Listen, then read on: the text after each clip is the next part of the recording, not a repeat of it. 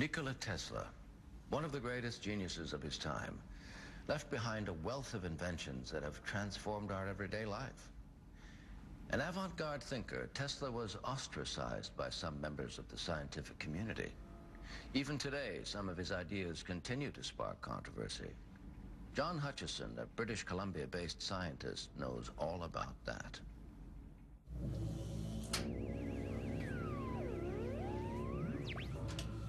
In his laboratory, surrounded by various scientific apparatus, John Kenneth Hutchison took a last glance at his notes. For years, this self-taught scientist had been trying to implement the principles and theories of Croatian scientific genius, Nikola Tesla. Like Tesla before him, Hutchison believed that controlling electromagnetic energy was the key to the greatest revolution in energy since the discovery of the electric cell by Count Volta 200 years ago. With a last tweak to calibrate his oscilloscope, Hutchison simultaneously started up several devices capable of generating strong electromagnetic fields.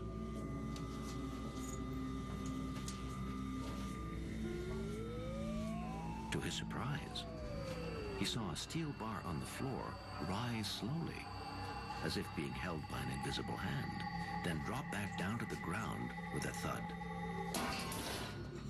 Hutchison couldn't believe his eyes.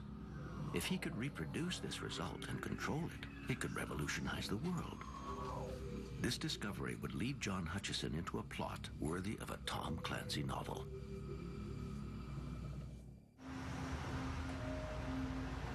John Kenneth Hutchison was born in Vancouver, British Columbia.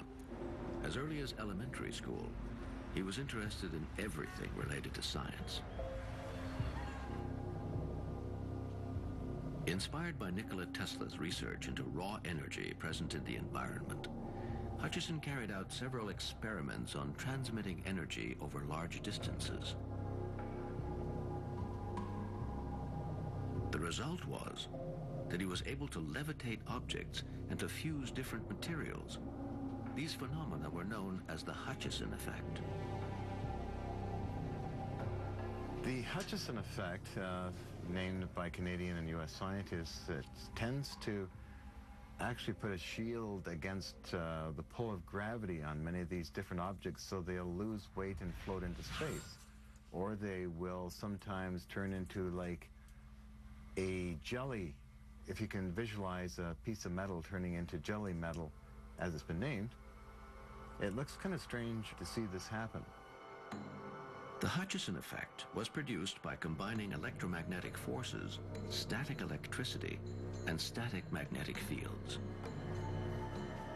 For nearly 10 years, the American Army and Boeing Aerospace took a great interest in John Hutchison's experiments. These two groups could see that its applications were practically unlimited in their respective fields. The effect does not occur all the time, in part because Mr. Hutchison's playing around with so many devices at the same time. You could have 4 or 5 different generators of things happening. For example, you can have a Van de Graaff static generator. You can have some radio frequency devices, even some radar installations. You can have just simple magnets. And he's always playing around because he's very curious himself. And he doesn't take enough notes to be able to say, okay, I got this result when I did such and such things in such and such a way. And that's the problem. He is so enthusiastic in his work. He wants to try everything he can possibly think of, any idea that comes to his mind, and the effects will be always a little bit different. Unfortunately for Hutchison and his neighbors, he was unable to control the energy produced by his experiments when he attempted to reproduce the desired effect in a consistent manner. When Hutchison's financial backers ran out of patience, they withdrew their funding for his projects. John had carried out his experiments in houses and where there was close neighbors that would complain and bring the police in to try and shut him down. And so all of that kind of activity is not conducive to quiet research. In 1989, Hutchison decided to move his lab to Germany, where new investors agreed to finance his research. But Canadian authorities weren't about to let him go so easily.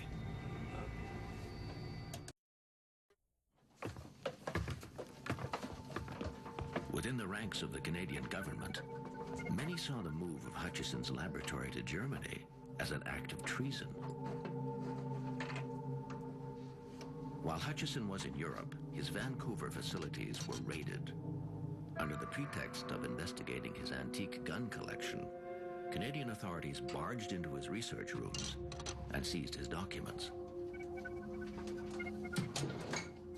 Over the past few years, federal agents have visited John Hutchison's lab twice. Each time, his equipment was examined by electronics inspectors. I would think that the inquiries by the RCMP and other police officers were in regards to the experiments, because the lab was taken when I was in Europe in 1990. I found out through the Vancouver Sun newspaper. I shown a front page section on the lab was basically stolen, and it was against a BC Supreme Court order that maintained that the lab was to stand untouched and used by us all. But it seems that that court order was simply walked over by the Canadian and possibly U.S. government. I do not believe that at this time the government is studying the Hutchison effect as Hutchison has done it.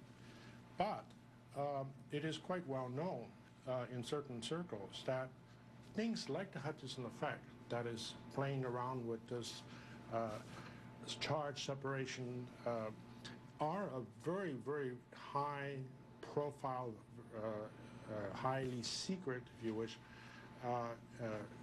type of research that's being done in the United States. I'll give an example from a military point of view what you can do with the Hutchison effect. You're starting with an electromagnetic field, you disassemble it into totally unmeasurable, undetectable, say a distance of 1 kilometer, equivalent of an electric shock to somebody, say 2 kilometers away. It suddenly has a heart attack or whatever.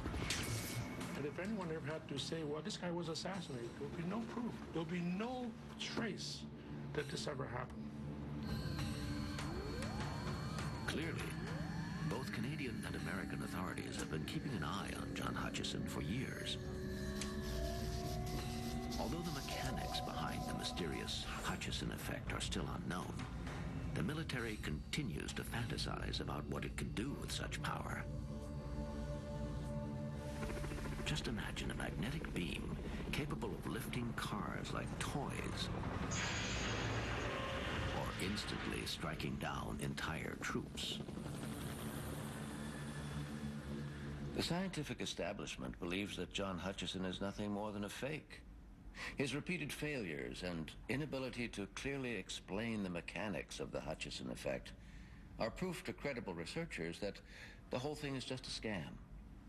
But didn't Newton, Edison, and Einstein have to deal with non-believers as well?